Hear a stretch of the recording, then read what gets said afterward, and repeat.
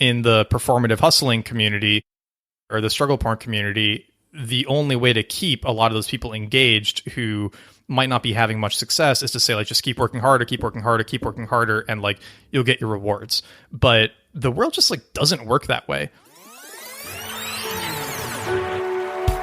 Hey, podcast listener, even if you are alone in your entrepreneurial journey, know that today, right now in your earbuds, you are joined by thousands of entrepreneurs from all around the globe seeking to grow better, more profitable, location-independent businesses.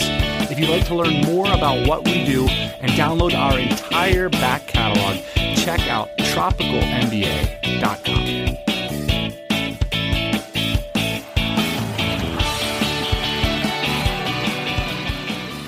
Heyo!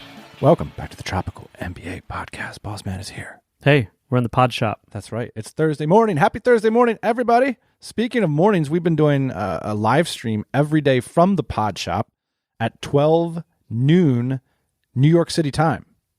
And it's been cool because TMBA listeners who are subscribed to our mailing list, of course, because they'll be notified of these things. You can find our mailing list is dope. You get a free copy of our book, a PDF, of course. Now, I couldn't convince Boss Man to spring for the printed copy, but the PDF copy is 100% free. Check it out at www.tropicalmba.com. Become a premium subscriber. All of our subscribers are premiums. We're going to send you good stuff. All right, look, here, today we got a premium interview from a absolutely super impressive agency owner who's got a lot of something we've been calling emotional margin. He's got a lot of margin. He's got a lot of interesting theories about how he's scaled a multi-million-dollar agency. A really cool interview. Was actually recorded before all this crazy ass ish went down.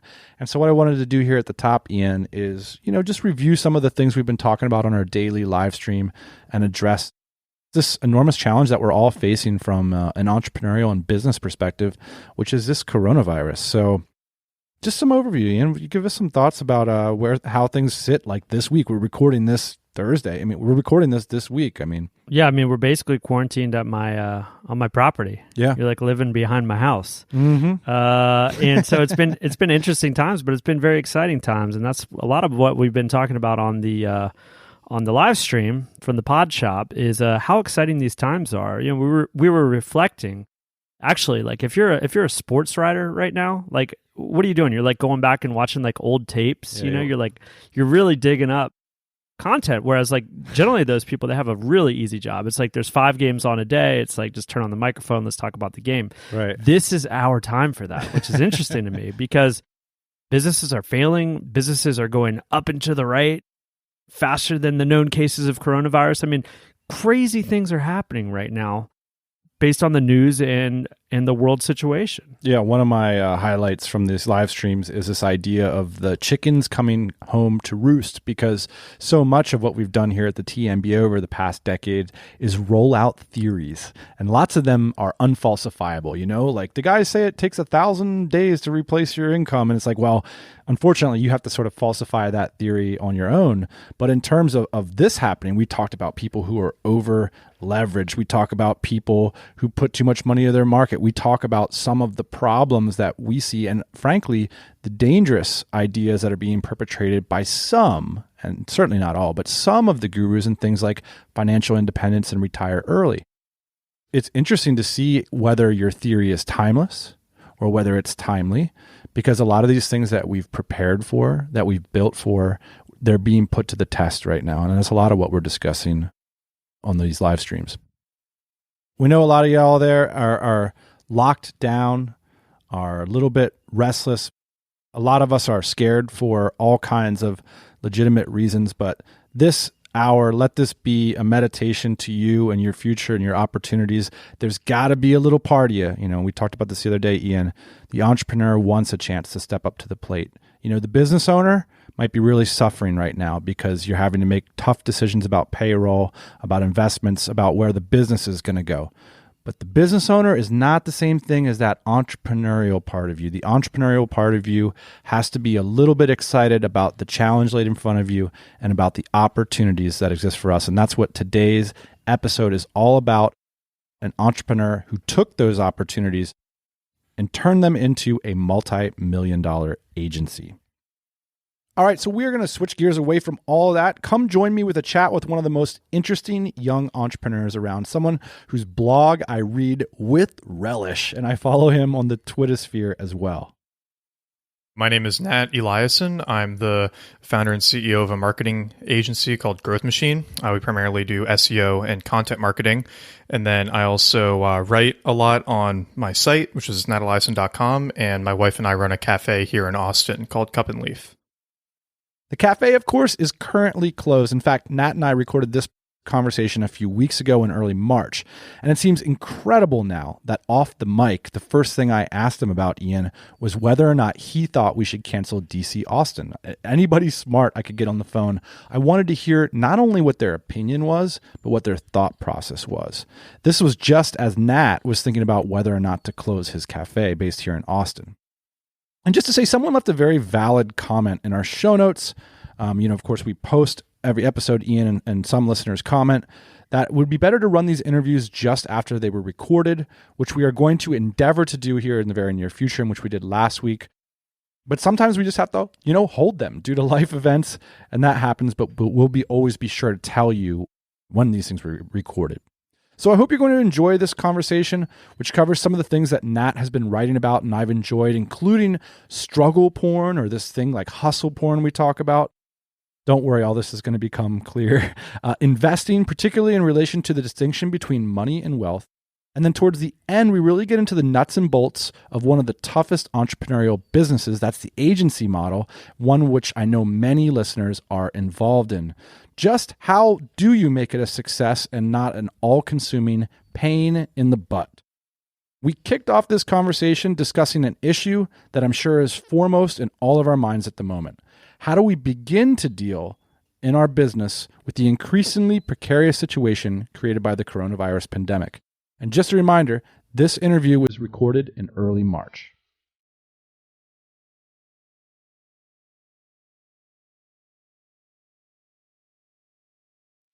The main thing is we've already just been thinking about cutting out any unnecessary expenses, right? So any side projects, any redesign type things, anything that's not essential spend to the agency and to our employees, we're just going to start cutting preemptively now. Because unfortunately, I do think that marketing agencies can be in the category of like first to go when businesses start cutting expenses, especially for the newer relationships. With the companies that we already have an established working relationship and we've shown ROI and all of that, that's not a concern. But I do think that if we are coming into a major recession, which it kind of seems like we are, then that's going to be an environment where new companies aren't willing to take a 6-month bet on a new marketing channel, right? They're probably just going to hunker down, cut ad spend to what they know works, and try to ride it out. It's not an exciting position to be in, but it's kind of how you survive something like this. Well, this reminds me of an article you wrote about quitting the stock market. Yeah. And maybe we could just talk about risk in that regard a little bit. Certainly, you must feel good about quitting the stock market as we speak. But the quote that popped out of that article, the question you have to ask yourself, though, is could you double your money in 10 years on your own? And what other opportunities do you give up by making that money illiquid? For anyone with some interest in entrepreneurship, it's hard to imagine you couldn't successfully double your investment within 10 years. It's a pretty insane thing to do, to pull your money out of the stock market when it seems like it's all gravy. Yeah, well, I want to make one caveat, which was this was only applying to non-tax advantaged accounts. Because one, all of the tax advantages give you kind of an immediate, 30% return on your money. So that's huge. And then second, I've talked about this in other articles, but there's an excellent financial trick, I think, to hiding money from yourself, in the sense that a lot of your savings and your investment work will be improved if you don't give yourself the option to pull money out of things you've decided to focus it on. I feel great about those kinds of investments, but then this also applies to like angel investing in startups, right? So once you put money into a startup that you're betting on, you basically can't take that money out, right? Right, definitely can't. Yeah, it's there. Or buying real estate. it's a pretty financially painful thing to get out of in the short term. There's that value in tying up some money in investments that are very difficult to liquidate. My issue with general like personal investment funds, right, and like just putting money into index funds is I think it's a great strategy if you have limited upside in the other options for what you can do with your money. But for somebody who's gone through the, like 3 years of trying to figure it out and then finally getting to the point where they can comfortably turn ideas plus effort into like money and wealth, then your dollar starts to go a lot further by investing in things that you control. Really good long-term returns in the stock market might be like 9% per year. And yeah, that's going to give you a doubling time of what, like 6-7 years? There might be bumps in that. If you just started getting in a year ago, like all of your gains been wiped out now. And so, yeah, it was just kind of a thought exercise of like, all right, if I look at everything that I can do with whatever cash that's being kicked off into savings from my projects, what's the best use of it? And I think just like investing in yourself eventually makes the most sense, right? Like do a certain amount of the tax advantage investing to make sure that you're covered in retirement. And, like hopefully these accounts and everything last until then, right? Like who really knows what the financial system is going to be like in 40 years, but do that enough and to like protect yourself from doing something stupid with it. But then with the rest, it's like spending it on learning and on building things that can have these incredible returns, I think makes a lot more sense. Say you've got like $10,000 to throw at either investment funds or into a project. You could throw it into investment funds and, maybe that'll be $20,000 in 7, 8, 10 years. Or you throw $10,000 into a side project and you use that to like fund some initial spend on contractors and some like basic design. And then you're doing a bunch of stuff on your own. And then in a year or two, that $10,000 is either going to be nothing or it's probably going to be like $100,000 or $50,000, right? Like it's very unlikely that in 2 years it will be $12,000, right? But that might be what it would be in an index fund. And even if it goes to zero, you've learned so much by doing it. Somebody else uses the word tuition, right, for side projects that end up failing. You think, oh my God, I just wasted $10,000 on this thing. I could have put it in an index fund or whatever. It's like, no. You spent $10,000 on learning whatever you learned from that experience. And now it's your job to like take that education into the next experiment. And that's just like so valuable. I don't have kids. I'm still really young. I can afford to be a little bit riskier with this kind of thinking. I might not say that makes as much sense if you're 45 and you've got 2 to 3 kids and like preschool and a mortgage and everything, right? Like, okay, maybe you do need to put more into normal investment funds, but if you have some of the flexibility to forgo slow money in terms of like fast experimenting and learning, I think it makes a lot of sense. If you go back and replace your logic for investing in the project and just swap out project for Bitcoin, that's the reason I've bought a lot of Bitcoin, because the most surprising outcome here is that it's the same price in 5 years, right? Like, yeah. It would floor me. It would floor me if it's just the same or a little bit higher. It's going to be nothing or something.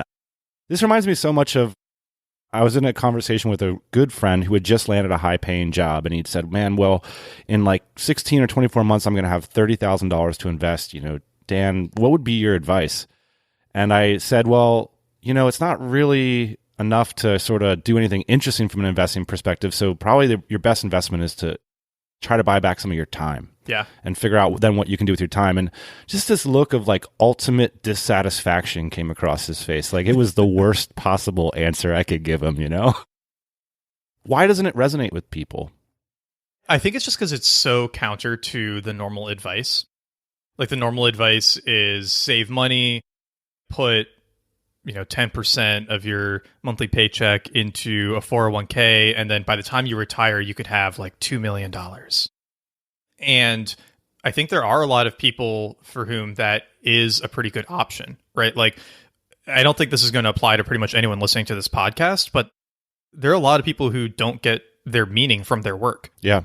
They get it from their relationships or from their church or from their like fitness activities or whatever, right? Like not everyone has to get their meaning from building businesses. I think it's hard to recognize that because it's so important to us, but a lot of people, yeah, that's just like not where they're going to be happy. And if work to you is just a means to an end, then yeah, that I think that strategy is perfect.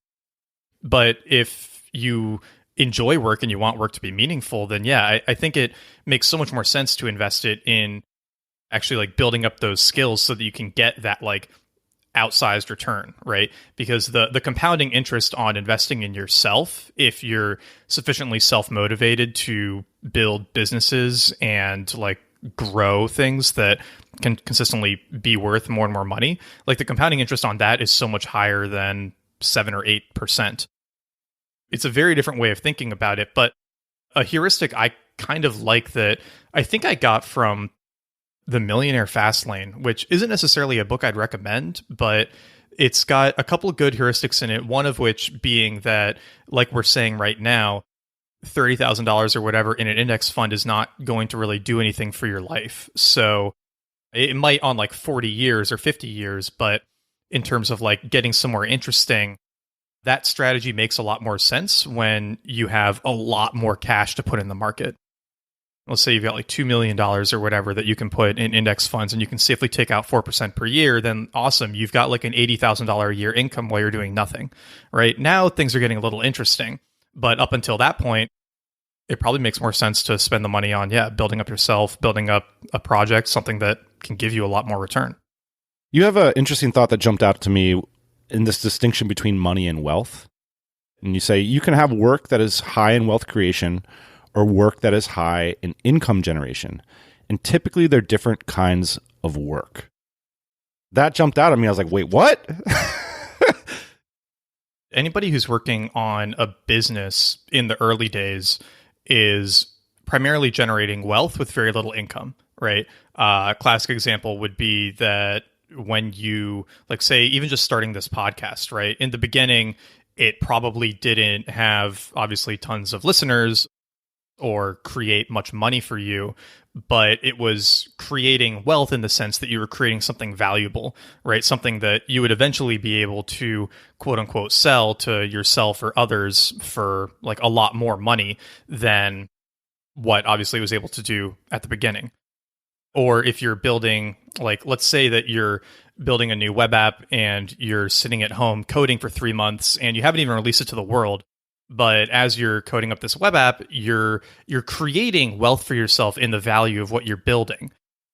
There's some difficult to quantify value that is going up as you work on building out this tool that is not necessarily being reflected in the money that you are taking out of it.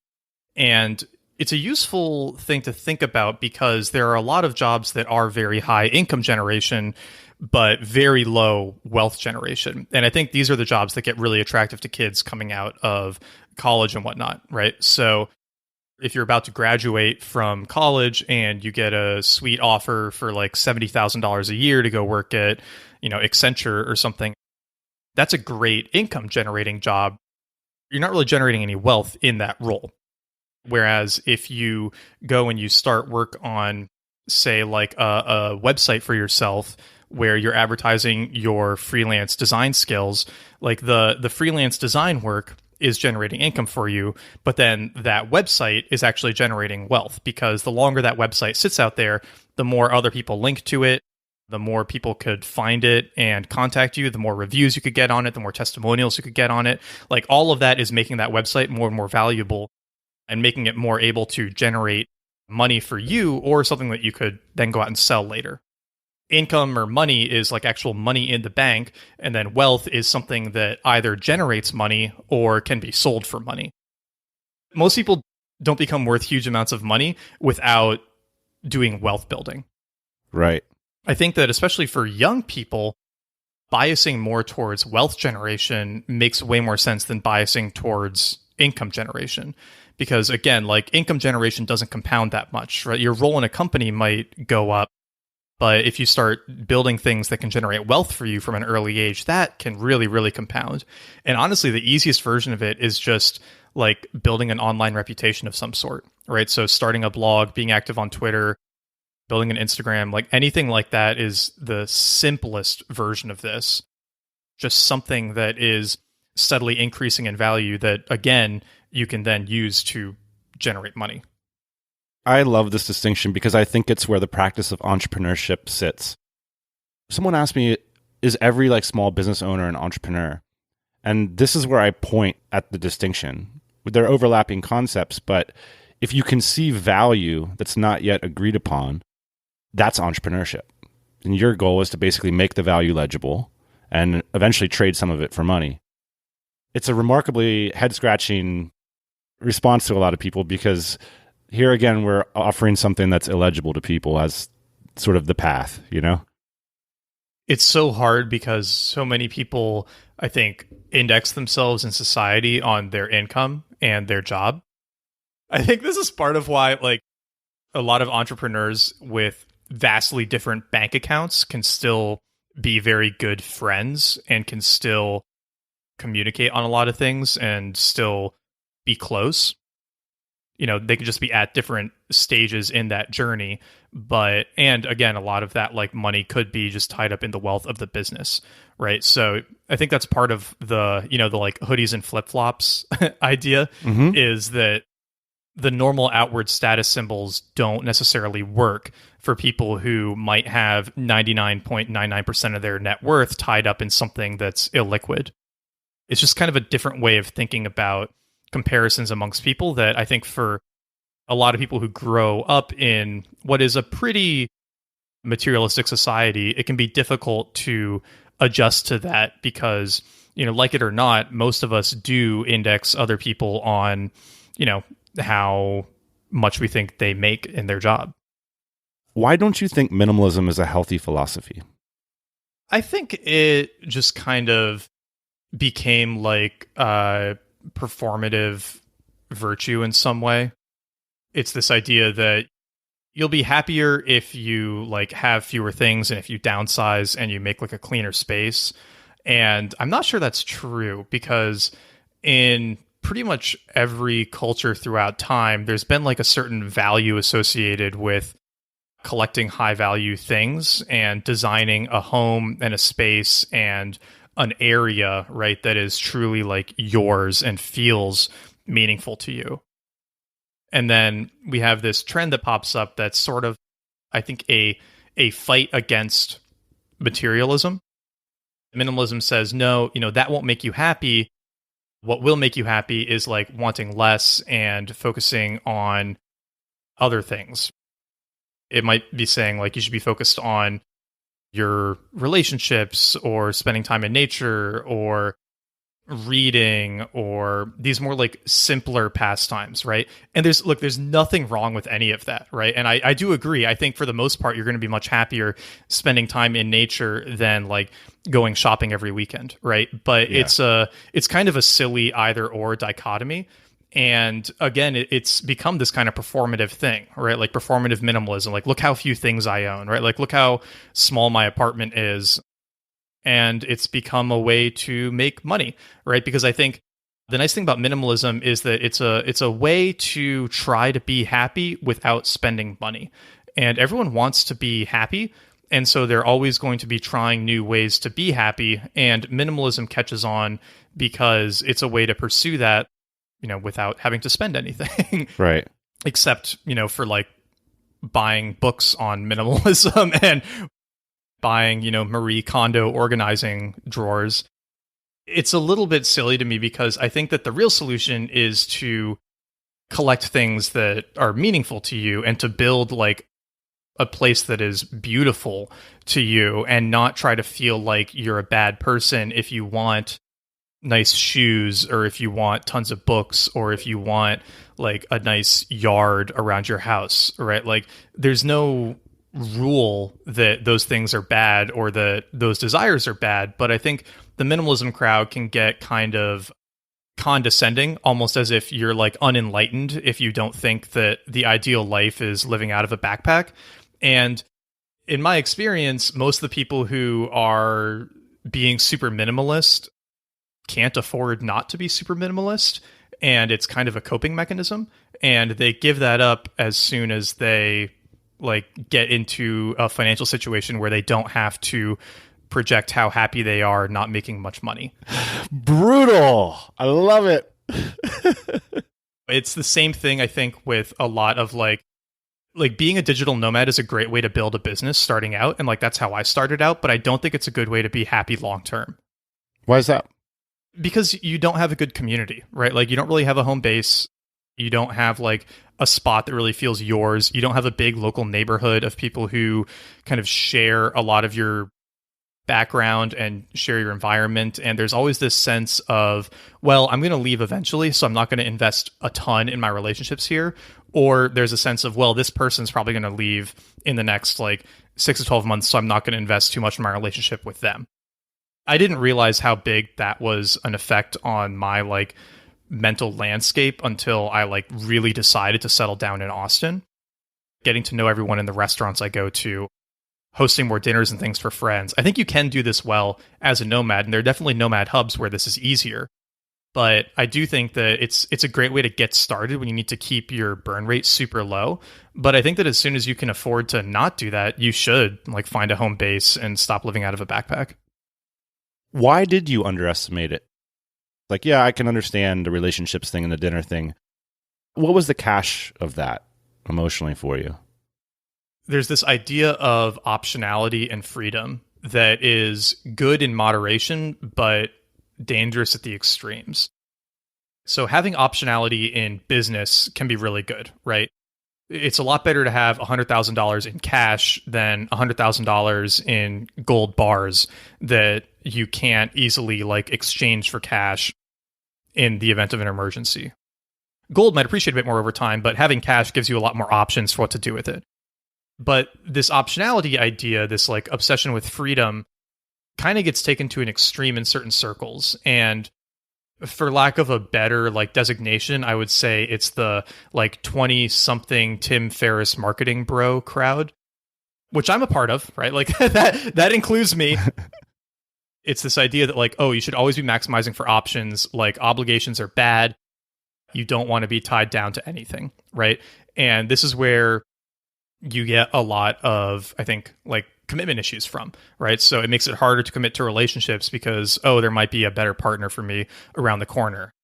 It makes it harder to commit to cities because, oh, there might be a better city somewhere else that I can enjoy more, right? It makes it harder to commit to business ideas because, you know, if you just keep starting up other side projects, like you might find a better one than the one you're already working on. And the issue with obsessing over optionality is it prevents you from truly focusing on something and investing in something that can give you those really great compound returns over time. You're never going to find like a perfect business idea. You're just going to have to pick something eventually that you're willing to focus on for 2, 3, 5, 10 years and keep focusing on it and not let yourself get too distracted. And it applies to cities, right? Like you're never going to find the perfect city.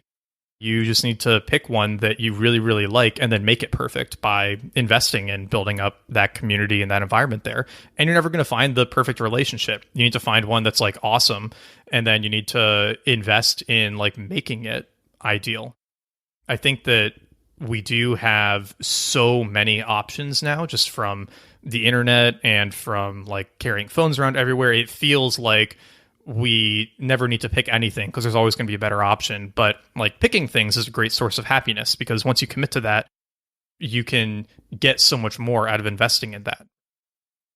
So just warping in here to say that my call to Nat was originally inspired by an article he wrote about an ongoing Twitter storm about how many hours a day you need to work to be successful.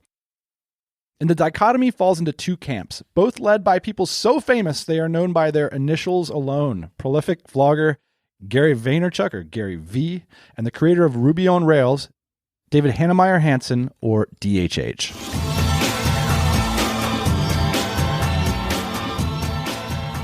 The reason I called you today was because I was challenged on Twitter to have a reasonable talk about this divide that's emerging on the internet. On the one hand, you have Gary V and the Gary V bros who say, you know, it's awesome to like work all day long and check your phone and pick up a call at dinner and hustle your face off. And then on the other side of the divide, DHH has really been, glorifying this idea of we only work 4 days a week. I've always believed in this. I can't believe other people don't only work 4 days a week kind of thing. When I was researching this topic, your name came up, and you wrote this wonderful article called Stop Struggle Porn. And you wrote that struggle porn has normalized sustained failure.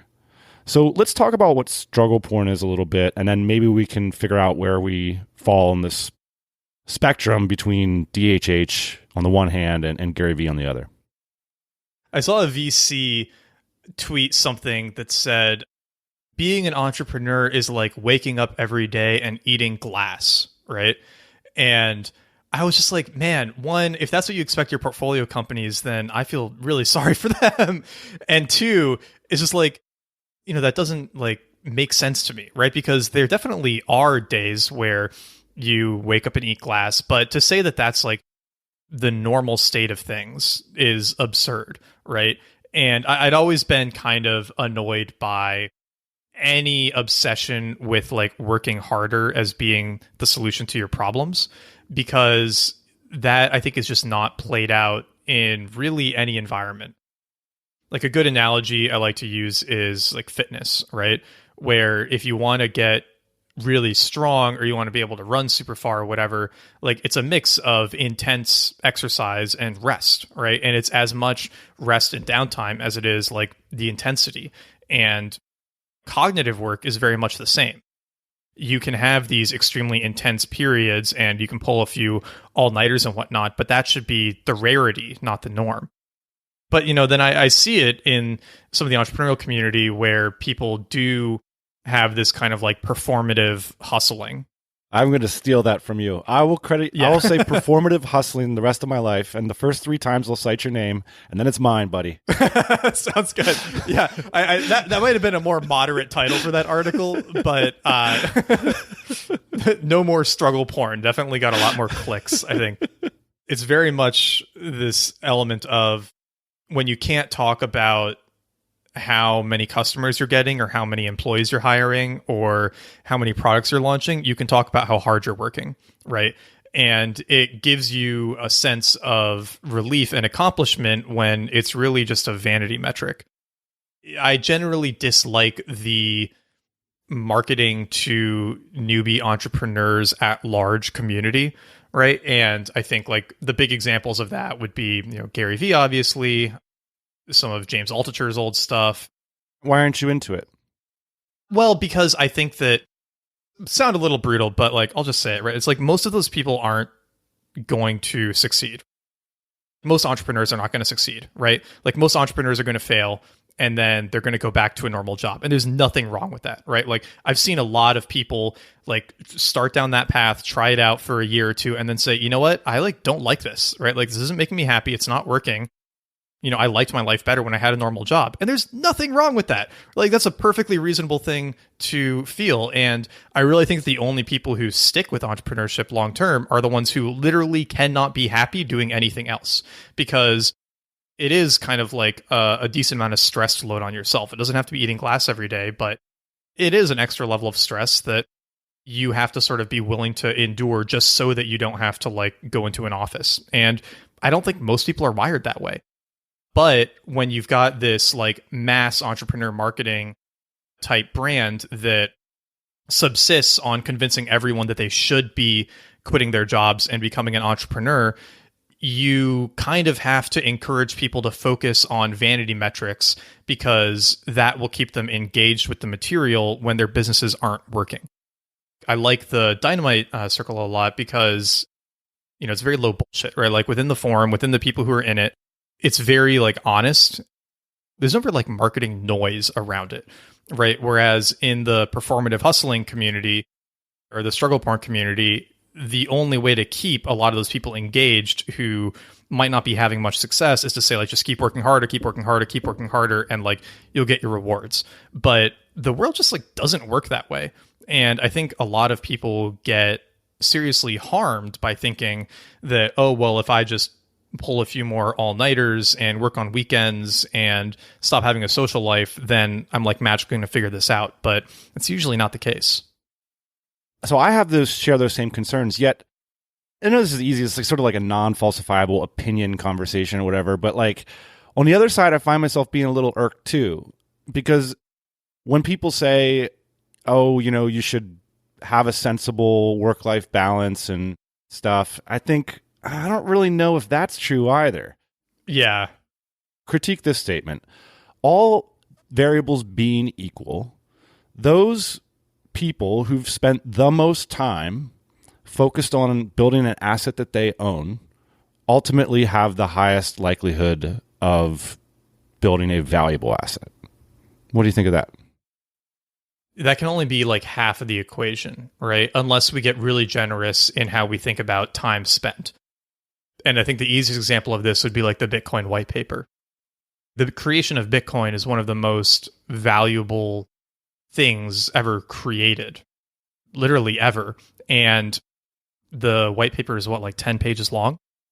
We don't really know how long it took to actually create it initially, I think, but it can't have taken an amount of time that we would consider comparable to what it's worth now, unless we're factoring in all of the time spent mining and whatnot, right? Like it's sort of hard. I think we can take that definition, we can make it work, but I do think there's an incompleteness to it in the sense that working super hard 16 hours a day breaking rocks will never create SpaceX. Right. Like the thing you choose to focus on makes a big difference. And I think this is like a Derek Sivers chart or something, but like the idea is a multiplier on execution where you do need to have that really good idea, but the really good idea is only a multiplier on how hard you work. It's not like a linear increase, or like there's some sort of natural band. I actually don't buy the argument that humans have like a limited creative working capacity in a week.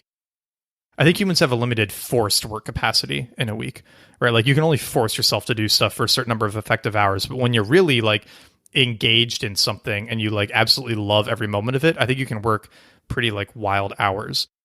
Where I take issue is, at the point where you feel like you need to be forcing yourself to work all hours of the day, even though you don't enjoy it, right? Like that's an issue. And that's when it starts to feel like a struggle, right? Like when you're just like hustling too hard.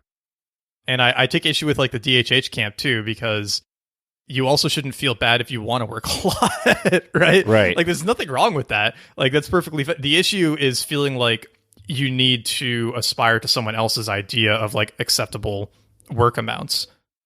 Yeah, and often that's in an employment situation. So I think a lot of DHH's critiques are meant for people that feel like they're being coerced in the work. That's where I think the whole thing is a little bit murky for entrepreneurs. They're not in the situation that I think DHH is commenting on very often, which I think can be part of the irritating element of it. Because it's like, dude, you were like all these programming languages and all this kind of stuff. Like, don't tell me that you were doing 4 hours a day. Yeah. And the reason you can do 4 days a week or whatever now is because you created so much wealth earlier on in your life. Exactly. It's like, if I invented Ruby on Rails, I bet I could like chill out a little bit more too, right? Honestly, actually, this ties back nicely to what we were talking about earlier on with like wealth versus income. And I would agree with DHH that you absolutely should not feel like you have to work 80 hours a week to just generate like a high income from an investment banking job. That's where I get really just like frustrated and sad is when I see friends from college going to these jobs where they just like fucking hate it, working like 16-hour days, 5-6 days a week, and like coming in on weekends, and they're just completely burned out. And then you're like drinking a ton and like pounding Red Bulls in the morning. It's just like, man, that is not a good life, right? Like there are way better ways to live than feeling like you have to work that hard all the time to be successful. People feeling like they have to do that to themselves to have some modicum of success, like that, I don't think is healthy either. So the last thing I wanted to ask you about, Nat, is running your agency, because I think it's fair to say the most popular business model amongst listeners. You seem to be pretty good at it. And I would also consider it one of the business models that requires the most entrepreneurial skill. Do you think that's true? What do you mean by requires the most entrepreneurial skill? Just because it's such a perfectly competitive business idea, or also because I think they're hard to run well. It's hard to maintain margins, I think. I go back and forth on that. So, well, there's two questions there. One is because it's perfectly competitive, and two, because it's hard to run well with margins and everything. So in terms of perfectly competitiveness, I'll start by saying I don't think most people should start an agency unless you've already spent a couple of years at least building up influence and building up respect in the industry. The reason that we can run a really effective agency and that we've been able to grow really fast is that I was giving away marketing advice for 3 years before starting it. So I was, writing a lot of blog posts, and I was on Twitter, and I was going on podcasts, and I was building wealth in terms of marketing influence. And then it was very easy to turn that wealth of marketing influence into income via the agency, right? So where I see a lot of people struggle is they say, okay, I don't really know what to do. I'm going to start like a marketing agency. How do I do it? And my advice is usually not very helpful because I say, all right, we'll just blog for free about marketing for 3 years, and then it's going to be really easy. Well, what's even worse, I want to make an observation. Like, the real talk here from having observed your story is I've seen tons of people follow that path anyway, and they struggle with their agencies in part because people don't see them as that smart at what they do. That's got to be where part of this margin's coming from, right? It is, right? A lot of it and a lot of success is just being like having some respect in the industry and having those other companies you've worked with and those case studies and, being able to show success and confidence in what you do, because like a lot of marketing agencies are kind of scammy. How so? Especially in like SEO space, there's just a lot of bad actors who are doing really terrible work, like outsourcing article creation to India and churning out shit for people and like pretending that this is what they need. I see a lot of examples of people kind of like scaring site owners with like technical issues that are like not even that big of concerns. There's just a lot of nonsense there. And same with like local SEO too, right? Like charging a company $1,000 a month so that you can like host their website and manage their like lead pages forms. I mean, hey, it's a great way to make money, but I don't know. And you're probably helping the business if you are generating leads for them, but there's a lot of scamminess, right? And I think that's why people are put off by marketing agencies when they talk to them, and they're always a little on the defensive, especially with SEO. So yeah, you do have to have kind of that, I think, that authority to like break through some of that noise. Almost every client we talk to has been burned by at least one SEO agency in some way. So it's a tough market to be in that sense if you don't have some kind of authority to go off of initially. So that's, I think, how you get over the first part of it. And it feeds into the second part, right? In the sense of like margin and running it and growing it. Like if you aren't kind of a trusted expert, you can't charge as much. Like you can't get as good of talent. You might not be able to like get as good of writers or as good of clients. So a lot of it just stems. How did you decide like what to charge for what? Because there's sort of infinite flexibility. So how did you come to that idea of how to charge a customer? Yeah, it was a combination of two things. One, our costs and what's our goal margin, and then two, what are people comfortable with? And within those bounds, how can we be a little bit more aggressive so that we can win more business? I actually think that the agency and the consulting model is kind of like messed up in some ways, because there's this advice of like, oh, just keep increasing your prices until like you get pushback. And that's great if you want to have a really small boutique group, but you've made it much harder on yourself to prove positive ROI, and you've closed off your ability to grow your business, because we could limit our client scope significantly and maybe charge like 50% more for what we do. But I'd rather charge less, still make a healthy margin, and be able to just completely destroy other larger agencies that are like bloated and are charging way more for worse work. There's a lot of value in like not being a budget option and not being super premium option, but being like premium at more budget-y prices. And we're still not cheap, but that's sort of like been an interesting thing to me, is that you can really win in the industry by doing a great job for less. And the only way you do that is, one, through having like lower marketing expenses and whatnot, by having more inbound and having more authority. And two, just like really, really good systems focus, really good process focus, and making sure everything is like super well organized and managed internally so that fewer people can do more while still being effective. This is a point that I love because you can really get rah-rahs from the entrepreneurs who are struggling by saying, oh, you should charge more, you're worth more. And you can certainly sell programs that way, and you can sell yourself that way because it's a message people want to hear. But I think that the truth of the matter is very much closer to what you were saying. There's this moment, I always remember, we were in like post-event glow at DC Austin a few years ago, which is an event we host in the city. One of the attendees was basically just sitting me down and having a heart-to-heart and being like, man, I can't believe you're charging $600 for this. Like, you should be charging at least $1,500, like just going on and on about how much money he's going to make out of this thing. And Jason Cohen was standing there. He said, that is what you want. You want that margin there. That there's a sort of a lot of value in having that margin where people feel like it's a wonderful value. Yeah. Well, and all the best companies in the world make their product better and cheaper.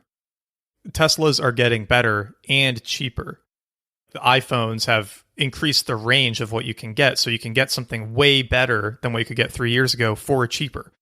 If you look at pretty much any product industry, their goal is to like improve their product and make it less expensive. Except for the golf industry. Hate to break it to you. If you're in the market for a new driver. Luxury goods, maybe. But yeah, like, okay, so there are definitely exceptions, right? But then in the service industry, there's this weird advice of like, oh, you should keep your quality the same and charge more. Obviously, if you're underpricing yourself, you should do that, right? And so you should find where the market starts to push back on your pricing. And that's like a good starting point. Once you feel like you've found around that equilibrium, like just try to make it better and better at that price, or even better and better at that price or lower. That's like a great way to increase your competitive advantage. A lot of people who have clients, they get stressed out by them. It's tough having clients. They have trouble clients, less profitable clients, whatever.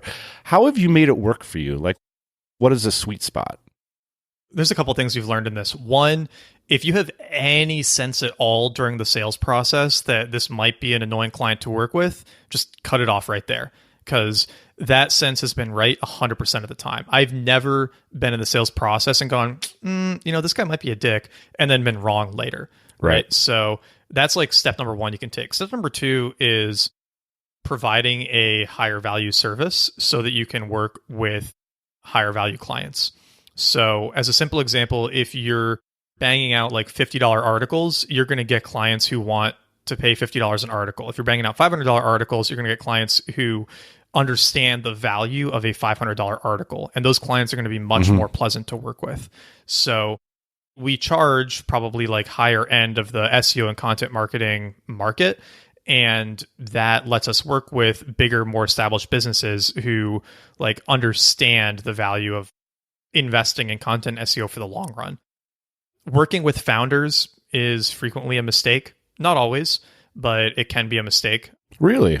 Yeah, for a couple of reasons. One, if you're a marketing agency and you're dealing directly with a founder, then that suggests that they haven't yet built up their business enough to hire a marketing person. And so they still feel that they need to control everything. And so they're going to be higher maintenance to deal with. Interesting.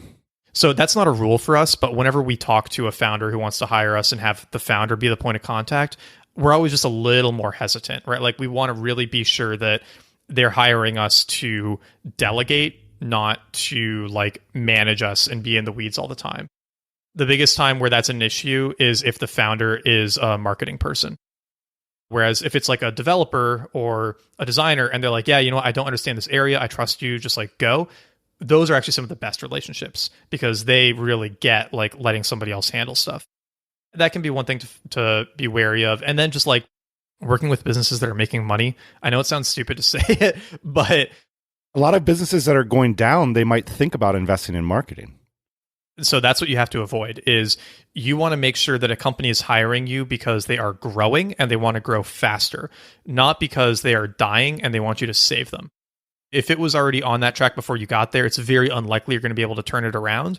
And in like almost every one of those cases, they're going to badger the shit out of you for a couple months and then cancel the contract early. So I want to plug my own concept here. I call this filling efficiency gaps versus filling knowledge gaps. You don't want to be like an agency on the exploratory committee for your client. You want to be pumping up something that's already working, essentially. yeah.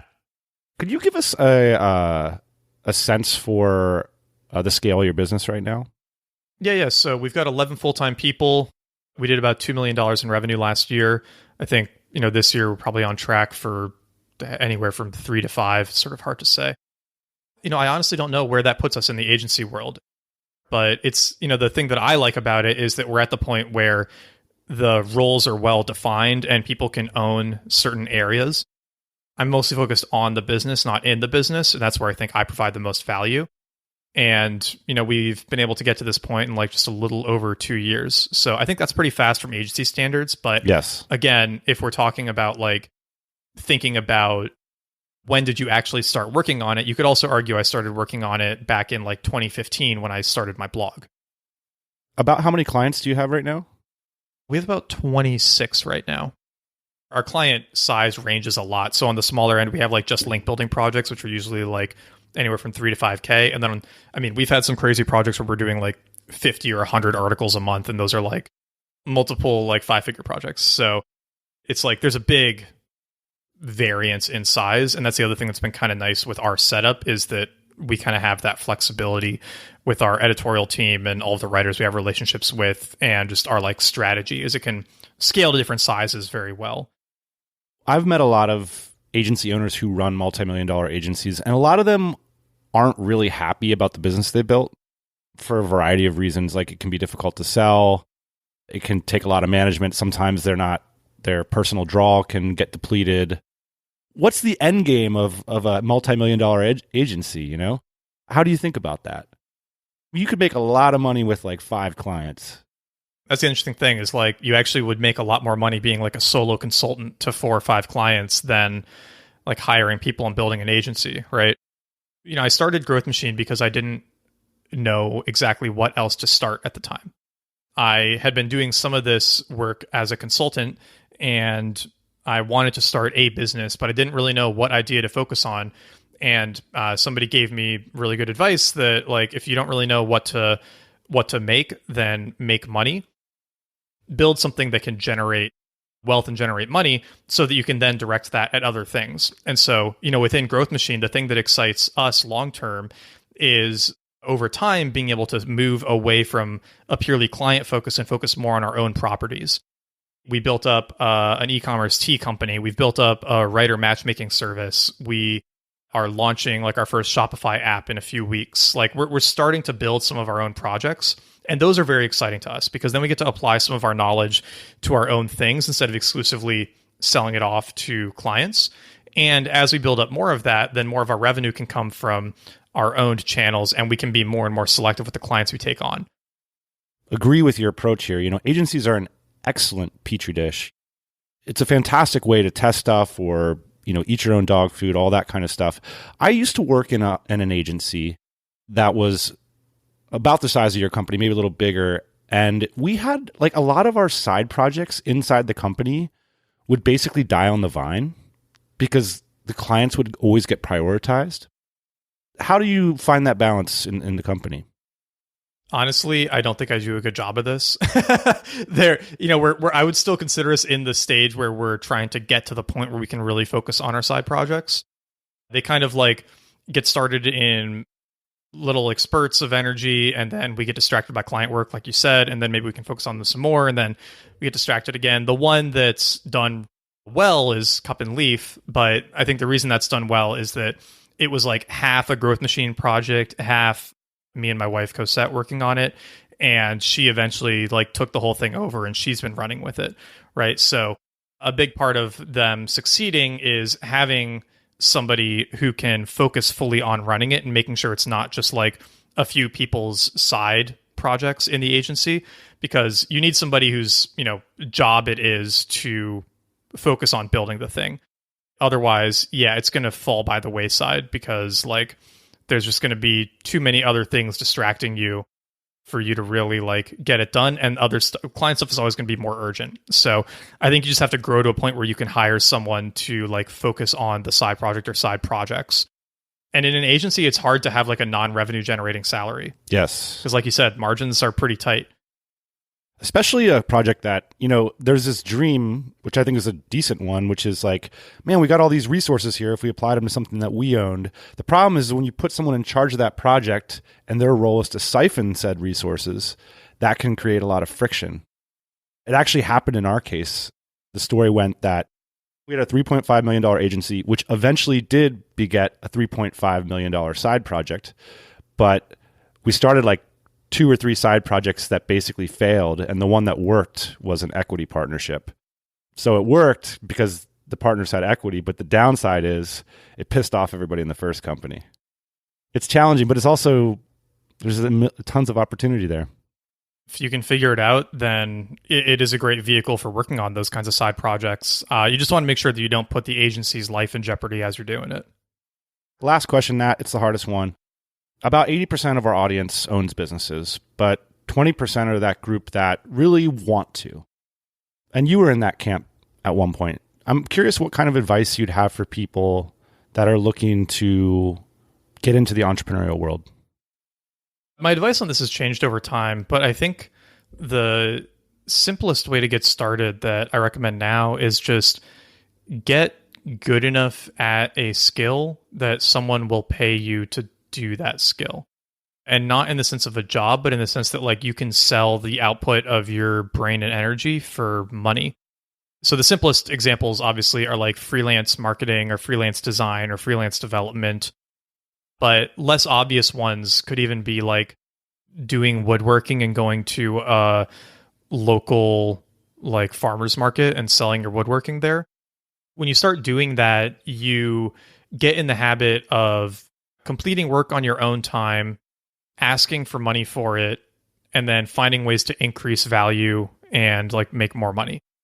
I think that people get hung up on needing to have a great business idea to get started.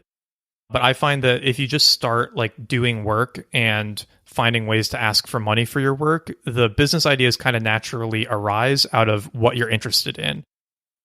And not being too hung up on like, well, how big of a business could you actually build from this?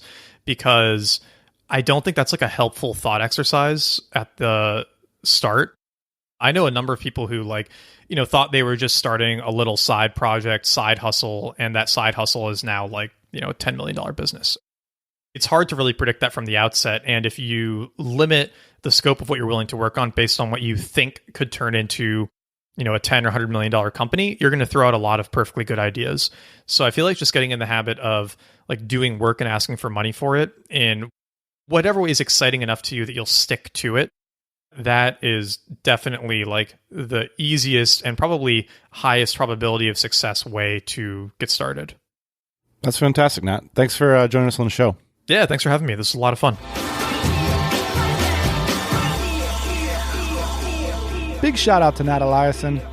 We appreciate you coming by the show. We're going to post the show notes, the links, everything mentioned here today, including our daily live stream, the pod shop, over at tropicalmba.com. Boss man. I need a drink. I'm like my throat's all dry from all this talking. Too much podcasting. Too much podcasting, man. 5 days a week, it's just got me dry. I feel like I need maybe a surgery or something. What happens? I don't know. Maybe just a drink. It's been wonderful. We appreciate you joining us. We hope you're all having a productive, fruitful day. We will be back, as always, next Thursday morning, 8 a.m. Eastern Standard Time. Or for those of you who want to hang out with us on a daily basis, at least until this quarantine lets up, me and you will be hanging out here at the Pod Shop every day at 12 noon, NYC time. See you tomorrow morning. All right, boss man. Hey, thanks for listening to the Tropical MBA podcast. You can go to tropicalmba.com, get access to hundreds of back episodes and all kinds of other goodies. Load up your iPod. That is the cheapest way to fly business class on your next international flight. We will see you next Thursday morning, 8 a.m. Eastern Standard Time.